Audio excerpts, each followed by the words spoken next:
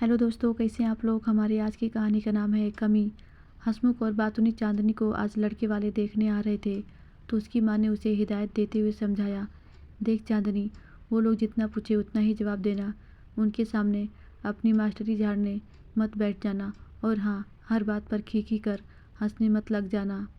Mummy, वह कुछ पूछेंगे तो जवाब तो देना ही पड़ेगा ना। और मुझे कोई शौक़ नहीं है सबके सामने अपनी मास्टरी झाड़ने का। वैसे अभी कौन सी मैं मास्टरनी बन ही गई हूँ। और मम्मी, हंसने की बात होगी तो हंसूंगी ही ना। अरे, लड़के वालों के सामने थोड़ा शर्माना पड़ता है। क्यों शर्माना पड़ता है? वैसे लड़का तो आ नहीं रहा, लगता है शर्मा कर घर बैठ गया। तो अब शर्माऊंगी किससे? चांदनी ने चुटकी लेते हुए कहा। चुप कर बेशरम, उसका पिता व बड़े भाई बहन आ रहे हैं, कुछ इज्जत रख लियो हमारी। तभी दरवाजे की घंटी बज गई। लगता है वो लोग आ गए। तू जा अंदर, जब बुलाओ तब बाहर आना। दरवाज़ा खोल चांदनी के मम्मी पापा ने उनका स्वागत कर बिठाया। कुछ औपचारिकताओं के बाद लड़के की बहनों ने उनसे चांदनी को बुलाने के लिए कहा। थोड़ी देर में चांदनी चाय लेकर आ गई। चांदनी ने सबका अभिवादन किया। लड़के के पिता व भाई ने एक दो सवाल पूछे, फिर वह चांदनी के पिता के साथ दूसरे कमरे में चले गए। उनके जाते ही चांदनी थोड़ी निश्चिंत हो गई, क्योंकि पिता के सामने वह खुलकर बात नहीं कर पा रही थी और मम्मी तो रसोई में बिजी थी। लड़के की बड़ी बहन ने उससे पूछा, तुम कितनी पढ़ी हो? बीए किया है, नॉन कॉलेज से। वह दोनों एक दूसरे का मुंह देखते हुए बोली, नॉन कॉलेज से मतलब? तब चांदनी ने उन्हें नॉन कॉलेज का मतलब समझाया। दीदी, आप दोनों कहाँ तक पढ़ी हो? चांदनी ने पूछा। चांदनी का सवाल सुन वह दोनों एक दूसरे का मुंह देखने लगी। उन्हें उम्मीद नहीं थी कि वह भी कुछ पूछ सकती है।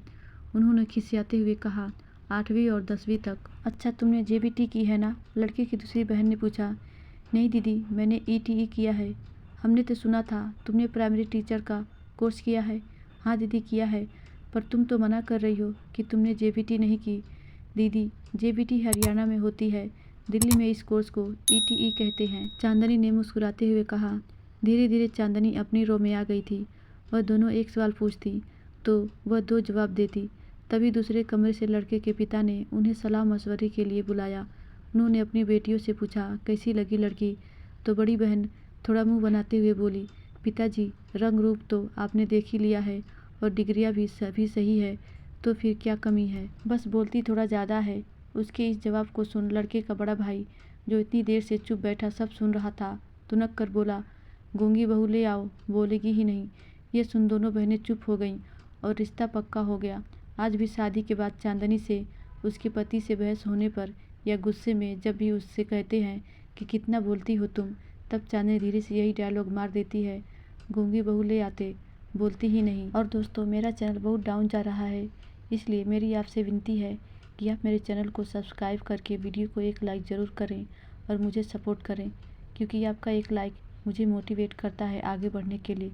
धन्यवाद दोस्तों। आशा करती हूँ ये कहानी आपको ज़रूर अच्छी लगी होगी।